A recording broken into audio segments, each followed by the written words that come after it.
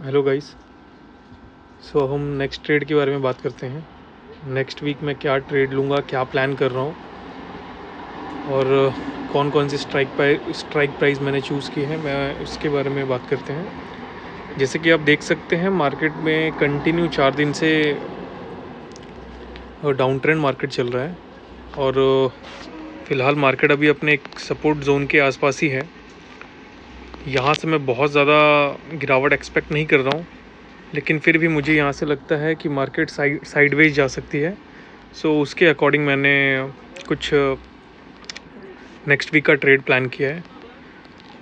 सो जैसे कि आप देख सकते हैं मार्केट 20,200 से मार्केट का हाई जो है वो 20,200 का है और जो सपोर्ट जोन है वो मार्केट अराउंड कुछ 19,200 के या 250 के आसपास का सपोर्ट है और अभी नाउ मार्केट चल रही है 19,700 के अराउंड।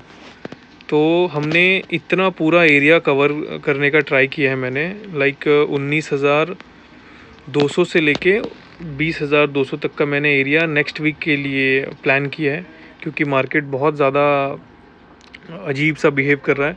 तो मैंने थोड़ा सा रेंज इस बार बड़ा रखा है। प्रॉफिट भले हमें कम हो, हम उसको प्रॉफिट को कवर कर लेंगे धीरे धीरे, बट लॉस हमें नहीं होना चाहिए। तो उस बिहाफ पे मैंने ये ट्रेड लिया है। जैसे कि मैंने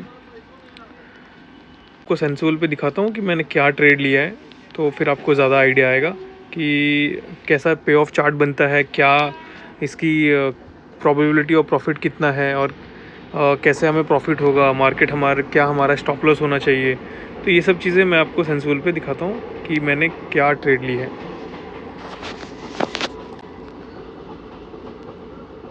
सो अब आ गए हम सेंसिबल के ऊपर।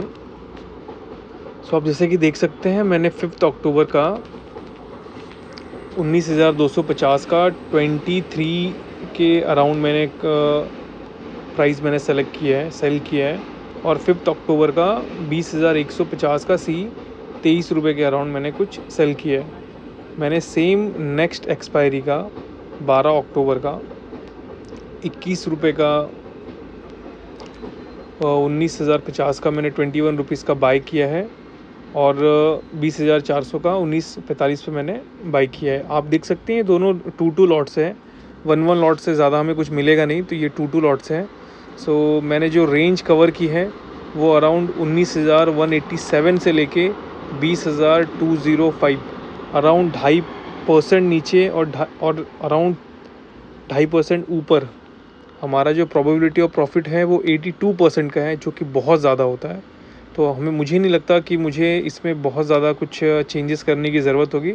और मैंने मिडल एरिया भी जो है वो ग्रीन रखने का ट्राई किया है कि मिडल एरिया भी हमारा ग्रीन रहे, ताकि अगर मान लो मार्केट यहीं पे एक्सपायर भी होता है तो भी हमें एक्सपायरी के दिन 800 रुपये के आसपास कुछ मिल जाएंगे। मतलब अगर हमारा ये 0.8% होता है हमारे कैपिटल का, जितना हमने इसमें लगेगा, ऐसे लाइक अगर 1 लाख रुपए लग रहे हैं तो 0.8% मतलब अराउंड 1% के आसपास। और अगर मार्केट अगर यहीं रहती है तो 2-3 दिन में हम देखेंगे कि क्या कैसा, तो हम कुछ शिफ्ट करेंगे या हमारे प्रॉफिट को बढ़ाने के लिए ट्राई भी करेंगे।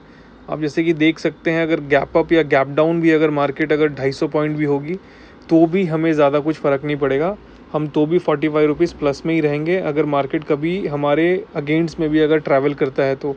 और बहुत ज़्यादा अब मार्केट ऐसे रेंज में आ गया है ना, जहाँ से अब मार्केट को डिसाइड करना पड़ेगा कि उसे कहाँ जाना है और डाउन साइड जाना है या ऊपर जाना है। लाइक अभी ऊपर जाने के चांसेस बहुत कम है, तो मुझे ऐसा लगता है कि मार्केट अब साइडवेज में ही कुछ दिन तक साइडवेज परफॉर्म करके देन उसे ट्रेंड डिसाइड करना चाहिए कि उसे कहाँ जाना है। और तो मैं वो साइडवेज का मैं फ़ायदा उठाना चाहता हूँ कि जो मार्केट साइडवेज जितना दिन रहे तो उसमें हमें कुछ प्रॉफिट हो जाए। सो कोई अगर चाहता है तो ये ट्रेड डाल सकता है नेक्स्ट वीक के लिए, और मैं टाइम टू टाइम अपडेट करने का कोशिश करूँगा कि मुझे क्या हुआ इसमें, प्रॉफिट या लॉस। तो अब ये मत बोलिएगा कि मंडे के दिन हो सकता है ये स्ट्राइक प्राइस पे सेम ये अमाउंट ना मिले, हो सकता है 1-2 रुपये का डिफरेंस हो, तो उसके अकॉर्डिंग आप ट्रेड बना सकते हैं। अगर 250 पे नहीं मिल रहा है तो 300 पे मिल रहा होगा, या 150 सी नहीं मिल रहा 23 रुपीज़, बट ये स्ट्राइक प्राइस आप चूज़ कर सकते हैं और ये स्ट्राइक प्राइस के हिसाब अकॉर्डिंग अब 1-2 रुपये का ऊपर नीचे आप अपने हिसाब से भी कर सकते हैं। मेरा जस्ट खाली एक पर्पस है कि आपको ये बताऊं कि मैं कैसे प्लान करता हूं और मेरी स्ट्रैटेजी क्या होती है और मैं कितना ज़्यादा एक्सपेक्ट करता हूं मंथ से। मुझे ऐसा लगता है कि मंथ में अगर मुझे 2-3% में मिल गया तो बहुत है, 2% भी मेरे लिए बहुत है। साल के 24% होते हैं, साल के 24% अगर आप अभी 1 लाख पे कैलकुलेट करेंगे तो 24,000 होता है, और यही अगर आप 1 CR पे कैलकुलेट करेंगे तो 24 लाख होते हैं। तो बहुत बड़ा अमाउंट है। तो हम बस खाली वो कैलकुलेशन का प्रॉब्लम है। अगर हम सही तरीके से कैलकुलेट करें तो वो 0.8% या 1% भी हमारे लिए बहुत होता है। मैं मान सकता हूँ कि छोटे लॉट से अगर हम ट्रेड कर रहे हैं तो थोड़ा हमें ब्रोकरेज का भी ध्यान देना पड़ता है, बट इसको धीरे धीरे करके अब जब बड़े लॉट में ले जाएंगे 10 लॉट 5 लॉट, तब आपको इसमें प्रॉफिट आपको दिखने लगेगा। और ये बहुत सेफ़ ट्रेड होता है, इसमें ज़्यादा MTM स्विंग के प्रॉब्लम नहीं होते। और अगर मान लीजिए इन केस कभी अगर IV बढ़ती भी है, 1% अगर मान लीजिए IV बढ़ जाएगी, तो लाइक हमें हमारा जो मिडल एरिया है वो और ग्रीन हो जाएगा और हमारी रेंज काफ़ी बढ़ जाती है।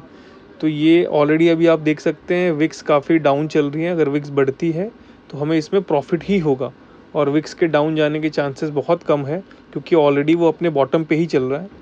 तो मुझे ऐसा लगता है कि यहाँ से विक्स बढ़ सकती है, तो इसमें हमें प्रॉफिट भी हमारा बढ़ सकता है। तो ये मैंने नेक्स्ट वीक के लिए ट्रेड मैंने प्लान की है। अब देखते हैं कि ये कैसा और क्या क्या परफॉर्म करता है नेक्स्ट वीक में। सो मिलते हैं नेक्स्ट वीडियो के साथ। अगर मेरी स्ट्रैटेजीज़, मेरे वीडियोज़ अगर आपको अच्छे लगते हैं तो आप लाइक कर सकते हैं, शेयर कर सकते हैं, सब्सक्राइब कर सकते हैं। So that's it. फिर मिलते हैं फ्रेंड, बाय।